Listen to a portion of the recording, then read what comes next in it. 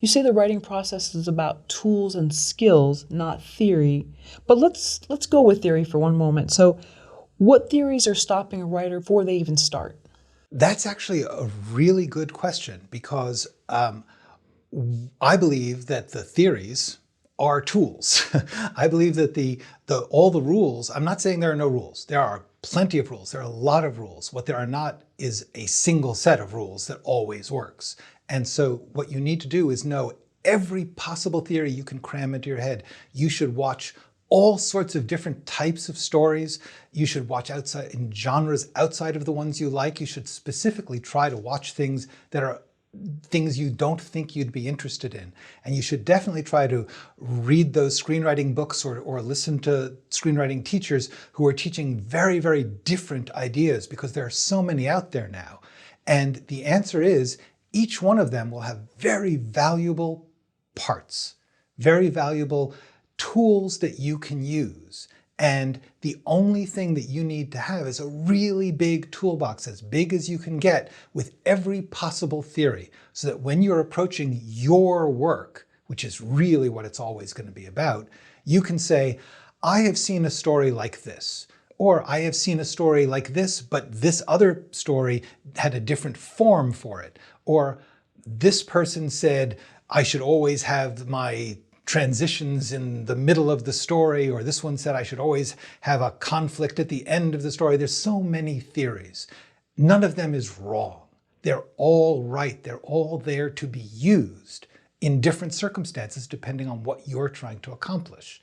So the more that you can learn all the different theories and all the different paradigms and story archetypes, that's all good, but nothing will help until you actually sit down and say, I am making the choice to write this particular story, and this story needs this set of rules. Maybe another story needs another set. Maybe I need to pick one rule from this one and one rule from that one. Maybe somebody says, save the cat.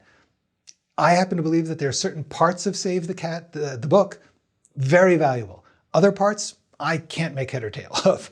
And I don't think that you should not read it. I think you should read it and take the pieces that you need.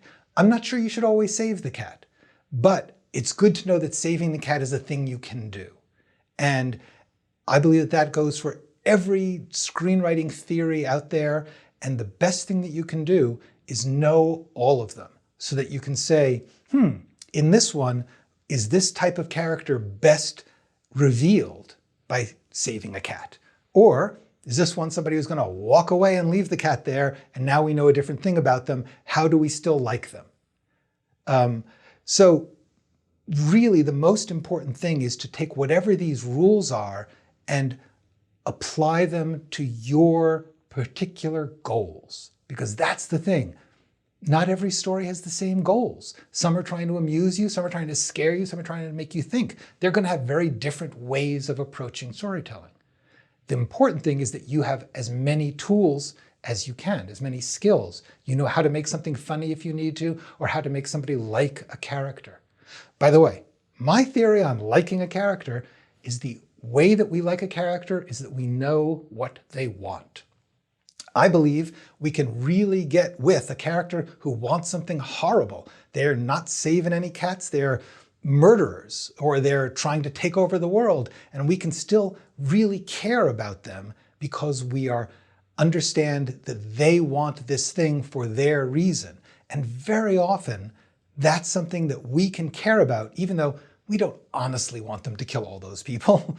But we get engaged in the story and we follow the characters because we know what they want. My theory. So if we don't know what they want, then somehow do we not trust the character? I personally think we just don't think of them as a character. I think if you start to pay attention to how you watch characters, I think you'll find out that you're always thinking, what do they want? What are they trying to do? There'll be some form of that. You don't just want to watch someone and say, oh, they have nice clothes. I mean, you'll watch that for a few minutes, but after a while, that person in the cool outfit had better be trying to do something. And people don't try to do something if they don't want something, because it takes effort to do stuff, and we only do that when we have something we want. If we had that toolbox, let's say we put aside the Save the Cat tool, what's one of the most overused, whether it's good or bad tool, one or two from this toolbox? We're going to pull it out and make room for other stuff. Yeah.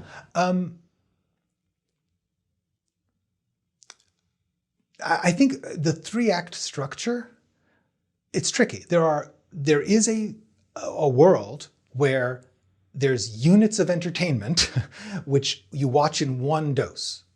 Call them features now, doesn't matter, it could be a short, but there's a type of story that you watch in one dose. And that does have a 3-act structure in the sense that it has a beginning, middle, and end. But the whole set of rules about turning points happening at a certain point in a 3-act structure is simply an overused tool. It came about because movies were in movie theaters, and that was about as long as a person could sit in a movie theater. And also, movie theaters wanted to sell a certain number of tickets, so they wanted movies to be of a certain length. A lot of this comes down to business. And honestly, we shouldn't be making our artistic decisions based on the fact that movie theaters wanted to turn over the seats every 90 minutes. Now we have some stories that are not 3 acts. We have some stories that are 30 acts. We have some stories that are 1 act. Every story, though, will have a beginning, middle, and end.